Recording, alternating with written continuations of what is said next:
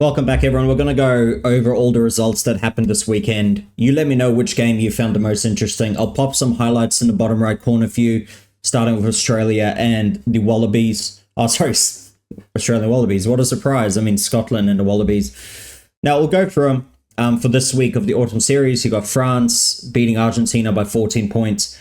As we've gone over, I've done a review on it. Some controversial calls, but France were the better team on the day, even though Argentina controlled the possession. Now, this is a great game for me. I think with USA and Spain, I was really looking forward to this game. And I did tip the USA. I mean, I don't know if everyone does tipping or, if whatever tipping thing you're on, but the one I use is Super Brew. It's really enjoyable, I think. And yeah, unlucky, I was unlucky for Romania. Picked South Africa at the midpoint. Picked Australia, unfortunately. Picked Georgia by exactly 15. Got that one, as you can see. And it's just interesting, I thought New Zealand, I thought England and Japan would be closer, but missed out on two. Uruguay, yeah. So I ended up finishing what's that? 85th in the world out of 40,000. Oh, so frustrating. 26 or whatever it is out of South African supporters. But yeah, that Australia one really ruined me. But let's get back to these results. But yeah, if you ever do want to join any pools, I guess I'll start making some public ones that any of us can join, and we can all tip against each other and see who goes the best, and it'll be quite interesting. So next one I do create, which will be the Champions Cup. I'll put a link of it down below. So if you do want to join that below. It's the Champions Cup and the Challenge Cup for the European competitions. That includes South Africa and other teams as well, from Georgia, France, etc., etc. So join that below if you want to. But Spain, Spain, USA, big game, I think. It's annoying that they don't show any of the scores, but USA started off bad. I think Spain were up 10-0 at one point, and then USA clawed back. They got a try. They got another try. We're really putting Spain under pressure. Spain got back with a penalty.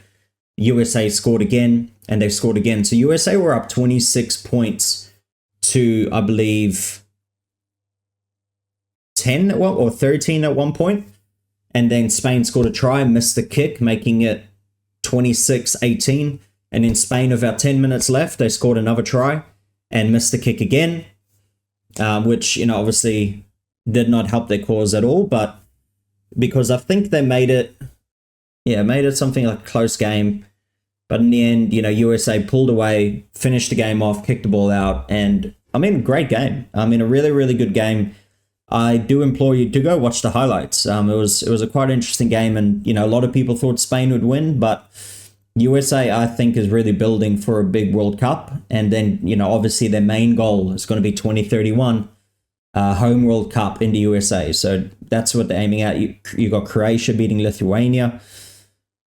You got Ireland, smashing Fiji in this one. A couple dubious calls again, but hey, it's just World Rugby. There's not going to be a game where there's not some contentious calls, of course. But you can see here, so Ronan Kelleher, Bundy Aki scored, Craig Casey, Josh van der Fleer, Mac Hansen 2 tries, Gus McCarthy, Kalen Doris as well. Seta Turanga Kok obviously scored a try as well. Kitione Salawa as well, scoring the try, and 2 from 2 for Caleb Muntz, and a penalty to add on top. So, big first half by the Irish really got them going ahead, and then, continued it on with a good second half, winning the second half 24 points to 14. Then you got South Africa smashing Wales. Always in control sort of thing. Wales really held on though. They really fought tooth and nail, and then, ended up getting a try right at the end, which they deserved, I think. And then you got New Zealand, Italy, much closer than, people were projecting. I was thinking New Zealand by 40. The way it went at the World Cup last year, New Zealand beat them by like 80 points or something crazy. So to only win by 18, it's not a good end to the season, but it is what it is. You got Scotland beating Australia by 14 points. Scotland definitely were the better team on the day. End of the day, better team. Wallabies only scored a try right at the end of the game to make it seem half decent. But you could see here just the tries they were scoring is quite crazy, I think.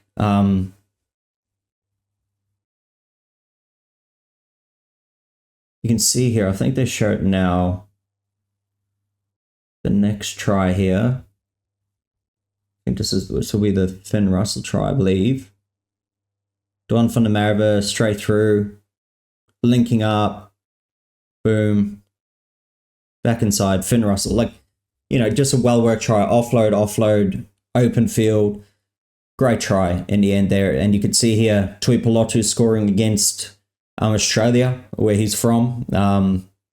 And Harry Potter finishing off with a good try for the Wallabies to kind of make it seem half reasonable to score. You can see here, this will be the try right at the end of the game. I mean, what happened there? That's a bit of a crazy one. And then just the pace man finishing it off. So well done to Australia for keeping it half decent. I mean, this is kind of what we expected the whole tour. So for them even to beat England and also, you know, even getting to this point is already better than they projected. So I think the next game against Ireland, they're just going to hope to keep it kind of close. And I think if they lose by anything less than 15, I'll see that as a win for the Wallabies as they've been going. But obviously the Wallabies will be looking something closer. They obviously had a couple of late withdrawals from the game with flus and stuff like that. So we'll see if they got an actual healthy squad going into the next game. But yeah, I wouldn't hold my breath, especially Ireland are looking better and better as they're going, you know, smashing Fiji. But like I said, some weird calls in that Fiji game as well. Then you got England smashing Japan. Yeah, absolutely smashing them, 59 points to 14. You can see just constant flow of, you know, smashing them, to be honest. And they were missing a few of their players, I will say, the Japanese were. So they didn't play with their top team. They were missing a few, but, you know, England, they were just really good. And I think the coach said, we're going to keep most of the top players in here because we want to send a message, which they did in the end. As you will be able to see here in the bottom right, I'll throw those highlights on for you now. But yeah, great win, emphatic win. And yeah, Eddie Jones goes licking his wounds, but building for the next World Cup, as we've been saying for Japan for a while. But, you know, they've definitely become better. Let's be honest. They, you know, 2019, they beat Ireland. They made the World Cup quarterfinals. They were fairly challenging South Africa for a lot of that game.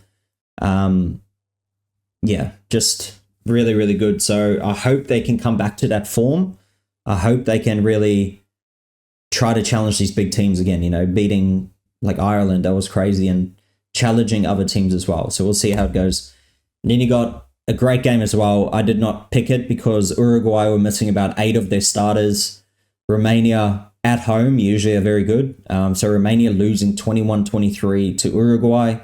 I did not protect that. I didn't, you know, I thought Romania by 6 or so. I thought they would win by quite easy, but should have stuck with my original tip. I think I put Romania only to win by 1. So good win by Uruguay. They really deserve that win. When you watch the game as well, I actually watched that. And Uruguay did look like the better team. They were handling it more. They were putting more pressure on. They controlled the game much more. Because you can see here in the world rankings, you got Spain, who lost to the USA. So USA go up to 15th now, overtaking Portugal. You got Uruguay, you know, going above Tonga now. Tonga, this must be the lowest they've ever been, I think. I don't know what's going on in Tonga at the moment, but they're not getting any results. You know, they're really... There's just no interest, it seems. And like I said, there's corruption going on over there, is what the people are saying. The money's not getting to the grassroots, and I hope they fix that. And you got Romania down at 20th, who just beat Tonga last week. So, you know, Tonga's losing to teams lower than them. I mean, Netherlands beat Chile as well just the other week. So it's kind of all getting shaped up. And I don't know why Japan jumped up when Samoa, you know, didn't even play, and Japan lost by quite a lot. So weird there. But Georgia, obviously looking better and better as well. Just losing to Italy by 3 points, let's not forget, which was quite interesting, actually. Where is it? Let's see if they even show it here. Well, you got Scotland A just beating Chile as well, 19 points to 17. Poland beating Czechia. So you got there Georgia beating Tonga, 22 points to 7. And a pretty emphatic win, actually. Watching the highlights, you know, Georgia did look like the much better team in that one. So congrats to them. And that's pretty much the end of the international fixtures, apart from obviously Australia and Ireland next week, which is going to be a cracker of a game. And, you look at the world rankings right now, I think it is fairly correct, I think, at the moment, really. Even though I think France should be above New Zealand, just in my honest opinion, but New Zealand have played much more and actually, did better results this year, where France lost to a couple, drew with Italy, for example, and, didn't have the best Six Nations, so lost a few points there. But South Africa on top by about 2 points clear. You got Ireland second, New Zealand third. You got France fourth. You got Argentina fifth, Scotland sixth, England seventh, Australia eighth, Fiji ninth, Italy 10th, Wales 11th, Georgia 12th, Japan 13, Samoa 14, and USA 15, just to round out the top 15. But, any team can beat any team really in the top 7 at the moment, to be honest. Australia, I don't think, is there yet. They beat England, but England really let that game go. And Fiji, they're not going to challenge really any of these other top teams. So it's just that gap at the moment, right? That's 7. The top 7 is the gap between, 8. Australia can beat those teams as well. But then you look at from Fiji down, these teams are not going to really challenge the other teams, let's be honest. So that's kind of where I hope, World Rugby can clamp it down and actually bring it closer and closer together. So like I said, I just want a World Cup one day where the top 24, all the way down to the Netherlands, for example, could beat, some of these top teams. That'll be my dream. If I get to see a World Cup like that one day before I die, I think I'll die a happy man. Like, just in all honesty, because that's the only thing rugby misses is more than 6-7 countries actually being able to win the World Cup. Where you look at the Football World Cup, there's quite a lot of teams that can win it. Let's be honest. There's a few teams that can really win that, and it's not easy to predict who's going to win it. Where with World Rugby, you look at the last, 1, 2, 3, 4, 5, 6 winners, it's South Africa and New Zealand. So, hopefully another country can win it, but I'll be very happy if South Africa keeps winning it. Don't get me wrong, as a Springbok supporter, but as a rugby supporter, you do kind of want another team to win it. Maybe someone like Argentina or Australia or something, maybe a Southern Hemisphere team, in my preference. But obviously, Northern Hemisphere, you probably need another one because England's the only one holding the flag for you guys at the moment, which is quite sad, to be honest, that that's the only team who could win a World Cup. Doesn't make any sense. But let me know below, and I'll be able to see you guys and get back to you as well in the comments. Subscribe as well if you want to see future videos, see more videos like this, then let me know, and I'll see you on the next one. Thank you for watching.